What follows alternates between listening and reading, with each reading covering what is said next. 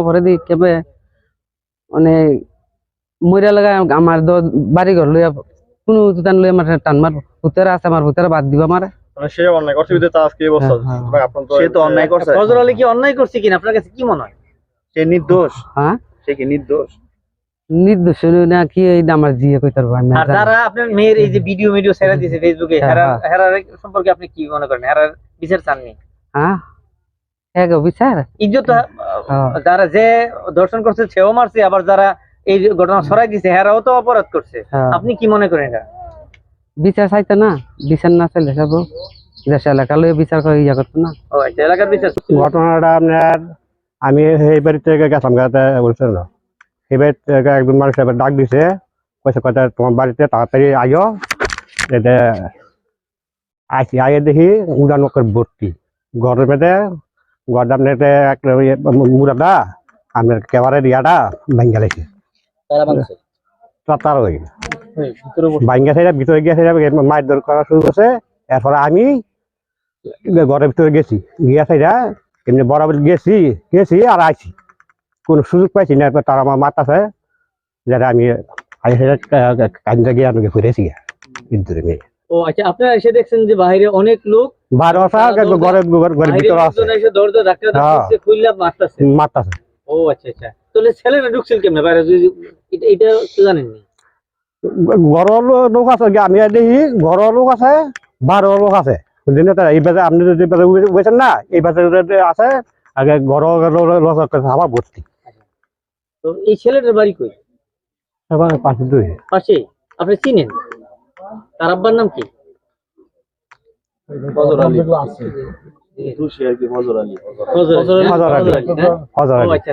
ফজর আলীর সাথে নিশ্চয়ই, যেহেতু আপনার হিন্দু হইলো সে মুসলমান, তাদের সাথে কি আপনার আগে পারিবারিক জানাশোনা আছে না? না, অপরিচিত। কোন লেনদেন নেই আপনাদের সাথে? 50,000 টাকা পাইবেন? তাহলে আপনি যে বললেন আপনারা অপরিচিত, তাহলে আপনার সাথে লেনদেন থাকে কি? আপনার বিয়ার সমান ছিলাম। তাহলে তো আপনি বললেন যে আপনার সাথে পরিচয় না। বলেন তো ঋণটা কিসে ঘটনা আপনি একটু বলেন। বিয়ার আগে যিনি আনছি আপনার লাভের উঠছে আমি 50,000 টাকা দেন বিয়ার কাছাড়লে আপনার দিয়ে পান এই দেখি ফজর আলীর। আচ্ছা, আপনার মেয়ের বিয়ার আগে বিয়া কয় বছর আগে? 1 বছর হয়েছিল তো। তাহলে ফজর আলী কি নিয়মিত আসতো আপনার বাড়িতে? হ্যাঁ, বাড়িতে। এলাকাবাসী যতটুকু জানে সে পরকীয়ার সাথে জড়িত ছিল। যে তার বিরুদ্ধে যে ধর্ষণ মামলাটা হয়েছে সেটা ধর্ষণ নয়, পরকীয়া। সে পরকীয়ার সমাপ্তি ঘটেছে আর এই মহিলার সাথে ধরা খাওয়ার পর আর এলাকার সমস্ত জনগণ জানে দীর্ঘদিনের তার যে অপকর্ম সেটা হয়েছে। তার প্রভাবশালী নেতাদের সাথে তার সম্পর্ক ছিল দীর্ঘদিনের আওয়ামী লীগের। এই যে দেখেন আজকে তার এই যে বাংলোর এই যে অবৈধ কামের এমন কোনো ব্যবসায় জড়িত নাই। ব্যবসায়ী চাকরি বাণিজ্যতে ইট বালু কংক্রিট সমস্ত ব্যবসা তার সাথে জড়িত ছিল। প্রভাবশালীদের হাত রেখে আজকে এটা সমাপ্তি ঘটছে।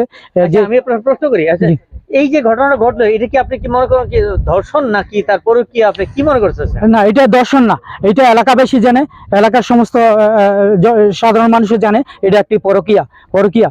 তার পরকীয়ার এই সমাপ্ত ঘটছে এখানে এসে।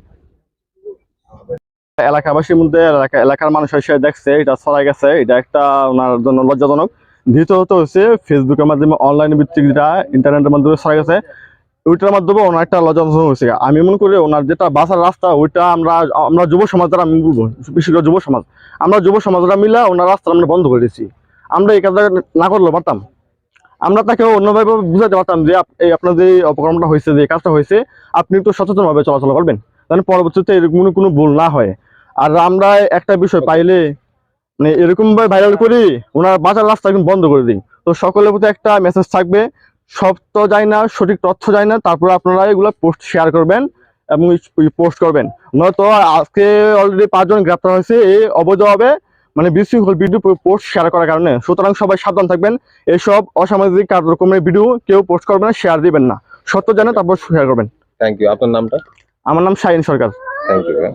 রামচন্দ্রপুর গ্রামে এক প্রবাসীর স্ত্রীকে ধর্ষণের অভিযোগ উঠছে এবং এ সংক্রান্ত মুরাদনগর থানায় একটি মামলা হয়েছে। আমরা মামলার প্রধান অভিযুক্ত মোহাম্মদ ফজর আলীকে ইতিমধ্যে আমরা গ্রেপ্তার করেছি এবং এই ঘটনায় এলাকার কয়েকজন ভিকটিমের কিছু ভিডিও ধারণ করে সোশ্যাল মিডিয়ায় ছড়িয়ে দেয় এবং এই কাজ যারা করেছে তাদের 4 জনকে আমরা ইতিমধ্যে গ্রেপ্তার করেছি এবং গ্রেপ্তার করে তাদেরকে আইনের আওতায় আনার প্রক্রিয়ায় আমরা আছি। ঘটনার বিবরণটা যদি একটু বলেন।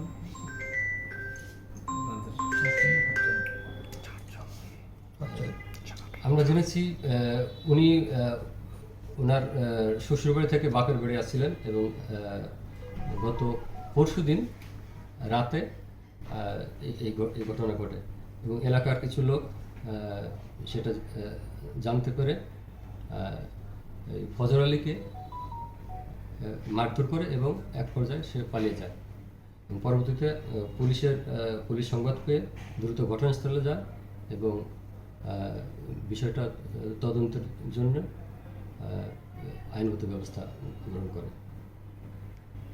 এটা কি ধর্ষণ ছিল না তাদের পূর্ব সম্পর্ক, প্রেমের সম্পর্ক ছিল?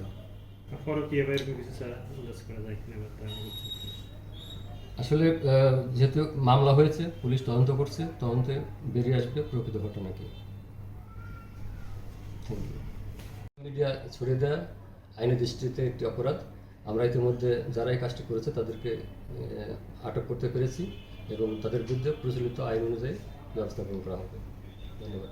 এছাড়াও যারা এখনো সোশ্যাল মিডিয়াতে এরকম একটি আপত্তিকর ভিডিও ছড়াচ্ছে তাদের প্রতি কি আহ্বান থাকবে?